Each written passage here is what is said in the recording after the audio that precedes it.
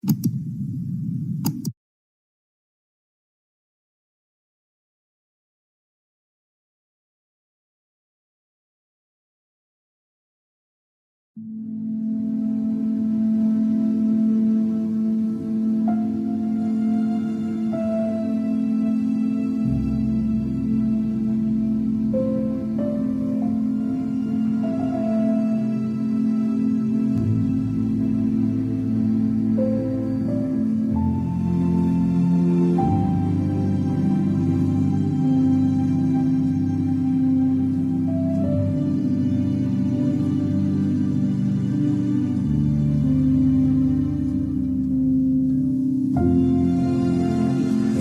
Kray twins, heroes or villains?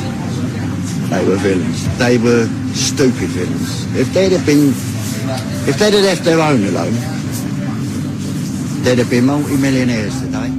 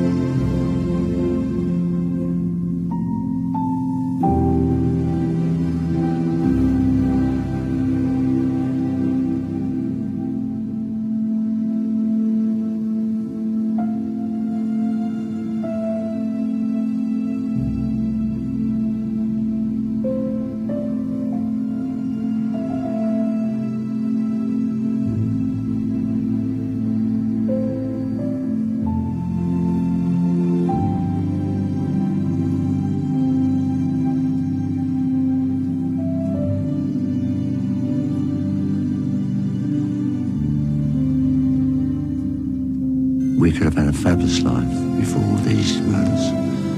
We had it made and we could have gone to better things. And as I said, you two would have been somebody. You was fate in life. And I said, now I think it's gone. You've blown it. Everything. You know, your mother, father, me, you. We're going to go. I know we are. And everything's finished.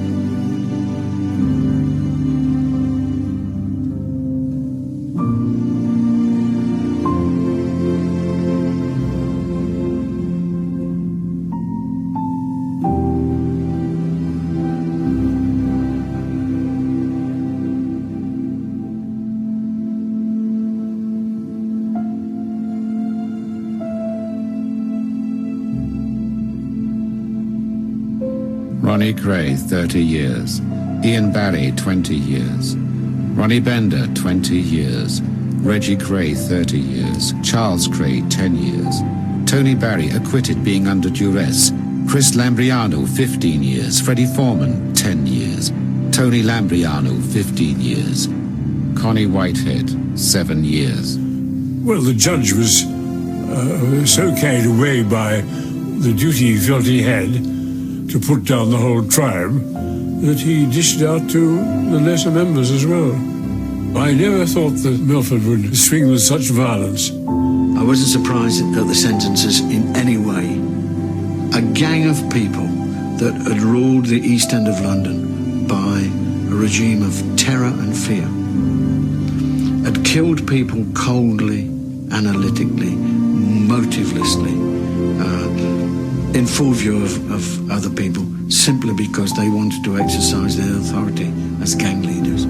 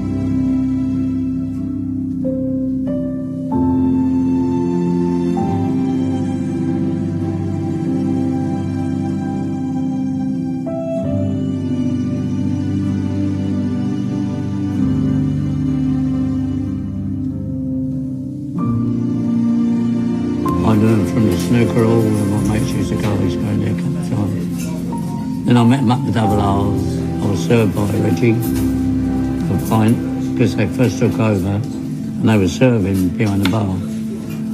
And he said, "What do you want, mate?" I said, "Pint of ale, please." And as he was pulling the pint, staring at me in the eyes, seemed to go right through you. If it had been a stranger, I knew who he was. Good job I did. People wanted to really know what the Krays were about. Was it true that they were 6 foot deep voices? Was it true that they were killers who had bodies under every motorway flyover in the UK? Was it true that they'd killed 20 or 30 or 40 or 50? How many bodies were around?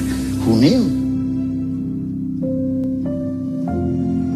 They would resort to violence at the slightest provocation to establish a reputation.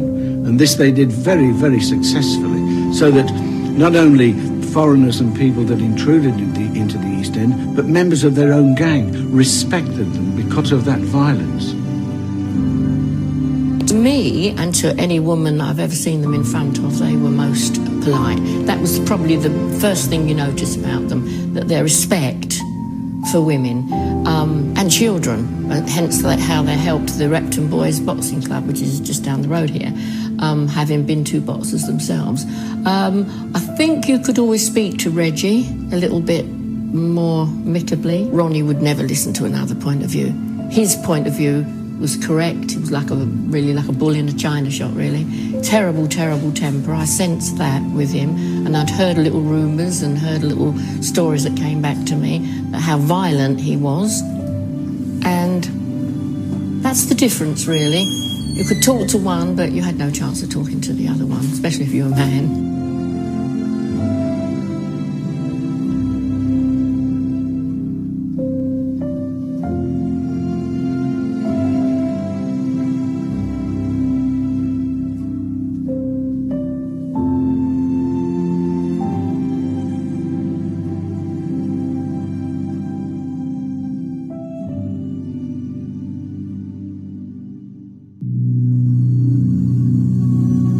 Thank you for watching. If you enjoyed the video, please join our Facebook group. It's called Krays Crime Lords of London. We're a friendly, moderated group with over 1,000 Kray and other celebrated gangster videos available for view. There's also thousands of images in the photos sections. The link for the group is in the YouTube description section. I hope we see you there soon.